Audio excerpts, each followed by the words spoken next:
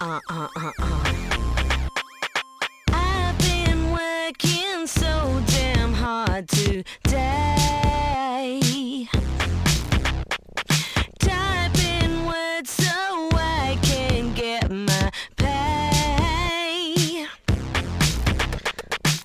What I want is one right out there, not sitting here in an office chair. Take me out so I can let my head down. Won't you take me to the movies? I know a flick. Hello, I'm Gallery Girl, and I've come down to McClelland Gallery and Sculpture Park today because I want to check out the McClelland Sculpture Survey. It's the richest sculpture prize in Australia. It's the one that hundreds of sculptors, the would-be, the could-be, the wannabe sculptors, the really experienced sculptors, all try and enter. Hello. Hello, how are you? Hey, this is Laura Howard. She's the coordinator of the McClelland Sculpture Survey. She's the young, gorgeous creature that every young artist in Australia wants to know because she makes sure their sculpture looks good if they're lucky enough to make the survey. Can you take me around Absolutely. and give me a tour? Hop on. Oh, you need to do a bit of dusting around here, Laura. There seems to be a lot of netting over this next sculpture. There is. It's actually a giant cobweb. This is by Chaco Cato and it's called White Nest. And look, the artist is actually here right now. Should we jump off and say hi? Let's meet Chaco. I'm thrilled because we've just run into Chaco Cato, who's working on her beautiful piece here at McClelland. Chaco, can you take a moment to tell me about this work? Oh, sure, yeah. Well, this is about sort of the collaboration with an environment. The sculpture, I was trying to sort of shift the idea that sculpture is very monumental and aesthetic, and you make it in a studio and then bring it in here and then leave it here. But I wanted to, instead of that, I wanted to make sculpture really light and then very simple materials. I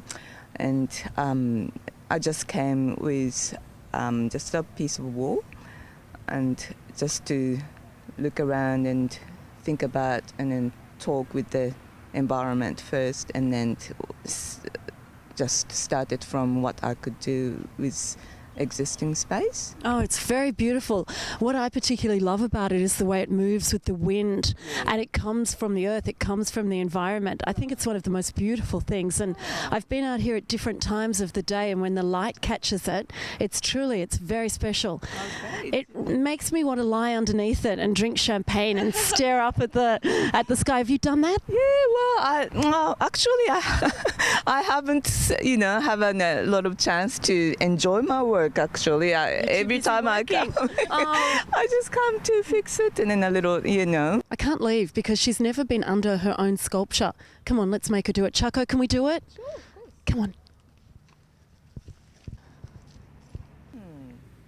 Do you feel like a spider? Yeah, maybe. I don't. It does look like a spider web, but I didn't really think about the spider that much. But yes, of course, it is really makes me feel like what spider thinks about their own nest.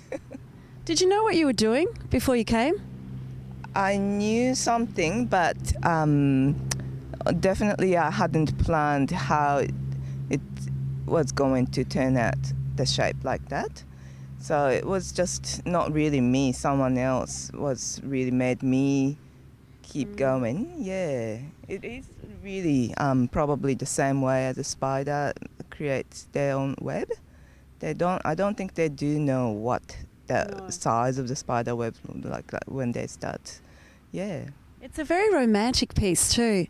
Makes you want to come under here and cuddle, doesn't it? Yeah, cuddle, or just you wanna just do dissolve or something. Your mind feels really go to Dreamy. some dreamy state. I think. Yeah. It's sort of a combination for me of dreams that I've had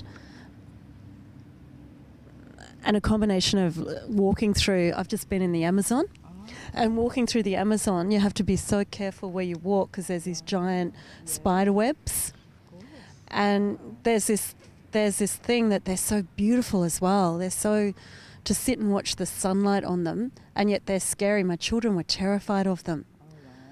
But I just kept taking photos of the cobwebs. I love them. Thank you, Chaco. For me, this is one of my favourite works here because it breaks all the rules about sculpture. You know, so often sculpture is just placed in the environment. It's hard and it's macho, and so often it's got a masculinity about it. And what I love about this work, it's from the earth. It's feminine, it moves, it's tactile. It makes you want to touch it, which I believe is what good sculpture should achieve. We're going to go look at some more. Thank you. Thank you. Thank you so much.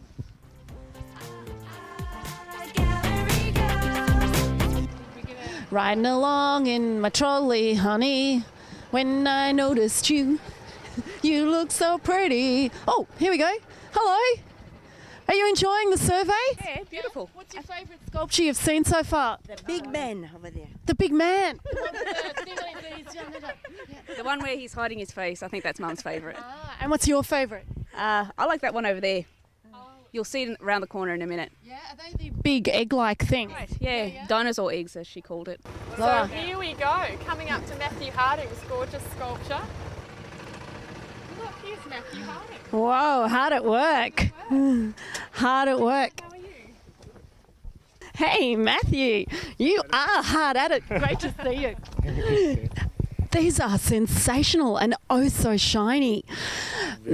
Matthew, one of Australia's most well-known sculptors in private and public institutions, private collections around the world.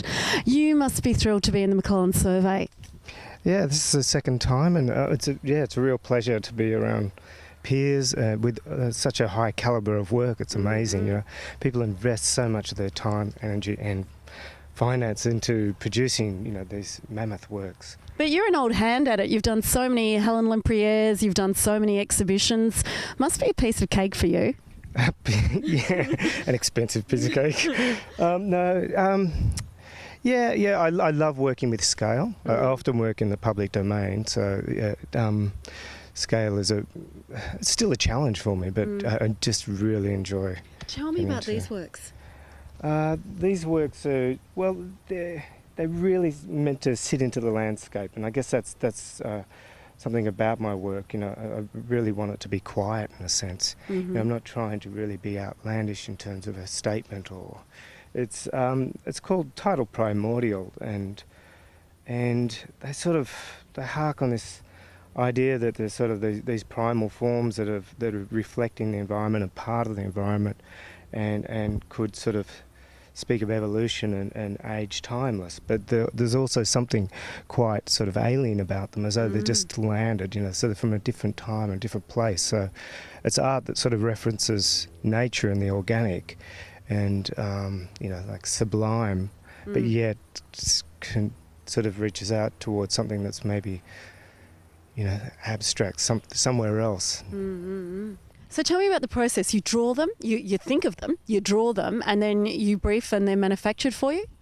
No, I don't. No, I manufacture my things myself. I'm very much a hands-on. A sculptor who actually makes his own work. That's different. Well, except for obviously these are sand cast forms. So from the pattern, they're taken to a foundry. But once from the patterns, that intermediate stage, but then once it comes back to me, it's welding, grinding. These things look like rough concrete when you get them back from a foundry. So to take them up to a mirror polish is quite an art and a lot of. Well, you're an amazing sculptor.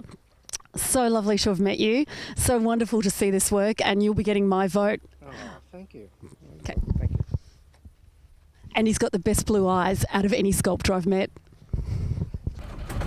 Bye. Don't go changing those sculptures.